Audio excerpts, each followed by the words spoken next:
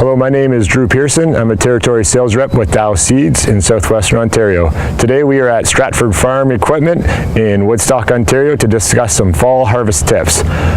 Fall can be a very exciting time because all your hard work is coming to fruition, but it can also be a very stressful time because Mother Nature and your equipment may not cooperate. From there, I want to talk to you about three things. First thing would be your grain handling equipment, second thing would be your grain hauling equipment, and third thing would be your corn, combine, or harvesting equipment.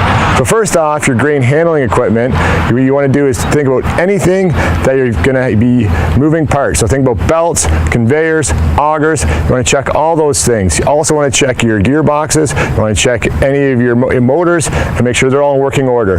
Make sure you go through all of your grain handling equipment. If you're using a pit, you go through your elevator leg, go through your cups, go through your belts. If you're using an auger, make sure you check your flightings, your PTO, all that stuff. Make sure all of your equipment is in working order, and I highly recommend having some key wear parts on hand. Second thing I'd like to talk to you about is your grain hauling equipment. You may be using either tractors with wagons or trucks, and if we're talking about trucks, make sure you want to check all your fluid levels, like your oil level, your hydraulic levels. Also want to check your tires, your tire pressure, your tread. You want to check any of your hydraulic systems, any of your dumping systems. If you have augers, check those on the trucks. Anything that is going to be potential for breakdown. And also, with your trucking equipment, make sure you have those spare parts on hand as well. And the third thing I want to talk to you about is your combine, which is what you need to keep running in the season to make sure you get done in a timely manner.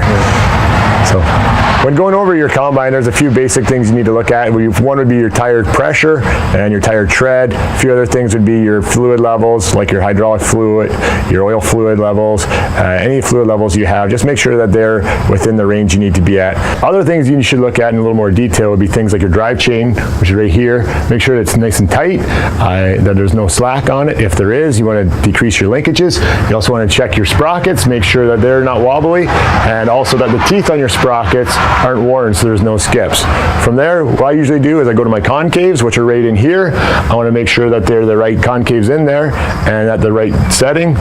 You can adjust those in the cab. Once you have the adjustments, check your owner's manual for the right settings. From my concaves, I like to move over to check my pulleys, make sure they're nice and tight, and the belts, and also check my filters. Always change your hydraulic filters, your fuel filters, and your oil filters heading into the season. And consult your owner's manual on how often you need to change them, but make sure you look at those. And finally, what I like to look at is my sieves. And what I do is I use this for adjusting to my chopper header, which right now we don't have in, so we make sure we have it on number 1 because it doesn't need a whole lot of power. And then finally, I will adjust my sieves, which you can do from the cab, but I always like to take a quick look to see where their initial setting is at. So here's your sieves right here, and when you're harvesting corn, you want the sieves, the back sieve to be 3/4 to fully open. But again, consult your owner's manual and check your sample when you're harvesting. A few of the things in the cab you want to look at is first calibrate your monitor for corn. Secondly is adjust your fan and your rotor speeds for corn. And finally, adjust your sieves so they're a little bit more open like we talked about earlier. Right here we're at the back of the combine now, and what we want to do is check our oil levels. So here we have our hydraulic oil and our engine oil levels. So what you like to do before you start is check your dipstick and fill it to the required levels. So now that we've checked the combine out, it's always good to do a once over on the header. And a few things I like to look at when I'm looking at the header is number 1, the gathering chains, make sure they're nice and tight. And number 2, the pulleys that hold the gathering chains. Make sure the teeth on them are nice and sharp and there's no wobble in the pulleys.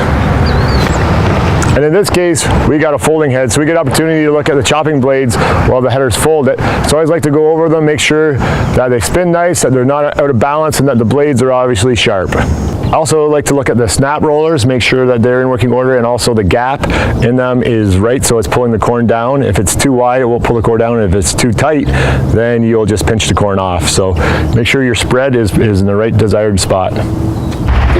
And the final things I like to check out on the header is your snouts. Make sure that there's a little bit of lift in them, a bit of play so that they can go over some bumps. Also like to check out your auger. Make sure it's in working order. The flighting on it's not worn out. And lastly, the feeder house. You want to make sure it's raised up a little bit so that the corn can get in. Adjust it from your soybeans to your corn settings. Harvest can be a very exciting time, but it can sometimes be stressful as well. We can't control Mother Nature, but we can control stuff like setting up our equipment properly.